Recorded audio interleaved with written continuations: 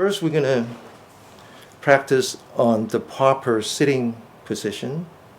If you sit on the floor or the yoga mat like I do, you can choose to put your feet one in front of another or one on top of each other or doing the full lotus. It's up to you. That is not important. What is important is that you sit with your legs touching the floor. That way you're not using muscle, okay? We don't want to use muscle when we sit, because when we sit, we call it the earth element. When we stand, we call it the fire element. When we lie down, we call it the water element. When we walk, we call it the wind element. So we don't want to use muscle. We just want to use the structure. That's number one. There's 7 points, okay? This is called the 7 support point sitting posture. The second one is your hands. Some of you prefer some kind of mudra. This way, like that. That is not that important right now. Just relax. I typically drape it in front of my legs like this. That's how we do it. The next one is the most important one, which is your spine. So you sit. We sit like the bell. So imagine that you are a bell. There's an energy field around you. The middle part has to be hang from the ceiling. So how do you do that? You stretch your spine, stretch it until it hurts. Now imagine somebody is pulling you up by the hair, and then you relax. Now if you look at my posture, I'm slightly hunched because after all, I'm a primate. I'm still in the middle of my evolution. So you don't want to sit like this. What you want to do is you want to lean back. I'm actually thinking that I'm falling over. But if you look at my side, you notice that now my spine is perfectly vertical, pointing to the sky. So in the yoga tradition, they believe that our spine is the center of the universe. In the Taoist tradition, they call this the one pillar supporting the sky. It's the same idea. Now, I want to take my forehead, I want to lean back so that the back of my neck is touching the collar. I don't have a collar, but just imagine it. But at least my ear should be on top of my shoulder. The weight of my head is actually now on my spine. So again, I'm not using muscle. Now I'm going to tuck in my chin, so I'm actually looking at the floor. I'm now going to close my eyes, but I don't want to shut my eyes. You can if you want. I prefer to open it slightly so I can see through my eyelashes as if I'm seeing through the curtain. I can see my knee. I can see my toes. I want to keep myself completely relaxed. Now I want to focus on my breathing. My breathing is still not very pronounced because I just started my exercise. So I'm going to give it a push. I'm going to open my mouth now. I'm not supposed to open my mouth, but I'm going to do it for this time. I'm putting my mouth.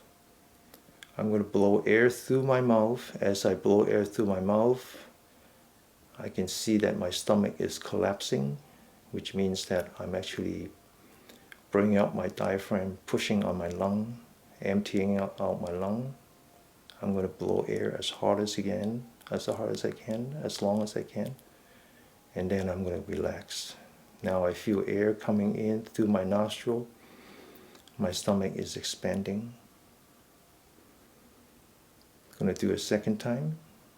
Blow air through my mouth. Always blow. If you start by breathing in, you will hyperventilate. So you always start by blowing air out. Relax. One more time. And relax. Now you should feel your stomach. You should feel your breath. If you still cannot feel your breath, there's one more trick, which is you hold your breath. You don't breathe. You just hold it for as long as you can. And then when you can no longer hold it, then you start breathing. Then you can feel it. And then if you still need it, you can still do 3 more deep breaths.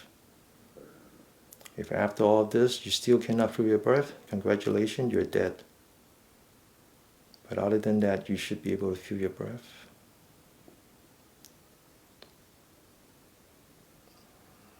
Feel how the air comes into your nostril is nice and fresh. Feel how your air is going out of your nostril is a little bit more moist. As the air comes in, it brings in a lot of positive energy. I want you to bring that positive energy to the top of your head. As you do that, I want you to bring your body with you. Straighten up your spine, lean back, open your shoulder, lean back your forehead, tuck in your chin. As you breathe out, I want you to take all your negative energy from the top of your head and just let it sink. Don't push it, just let it sink. Negative energies are very heavy. It will sink on its own. As the negative energy goes down towards your feet get a little heavier. You can feel it. Now breathe in again, go up. As you go up, calibrate your body. As you come down, calibrate your mind. Okay, we're going to do that for 3 minutes. Then we're going to do one more exercise. 3 minutes, do that on your own. Just up, one breath at a time. Once you start, you commit to that breath, both in and out. And when you finish, and if your mind says, I want to take a break, take a break. But if your mind is ready, then you commit to another one. But the next one, you start from zero. You don't remember the one before. You don't think about the one that hasn't come. Just focus on this one breath. One at a time. Just go up. Take all your positive energy. Bring it up to your brain, top of head. As you come down, take all your negative energy, all your anxiety, all your depression, all your things that you don't want. Just let it sink. It will sink. As you do that, I want you to imagine a lotus pond with flowers on top of the pond. So you're bringing positive energy to the flower, keeping it clean, keeping it pure, keeping it pristine. As you come down, take all the mud and the debris and just let it sink, slowly sink to the bottom of the pond. And when you reach the bottom of the pond, feel it in your feet and then go back up again, slowly.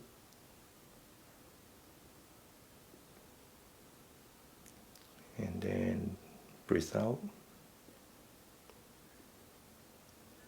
The breathing out part is called sentimentation, otherwise known as jhana in Sanskrit.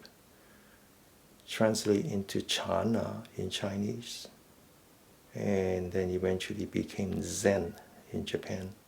That's what Zen means, is let all your negative energies settle to the bottom of the pond.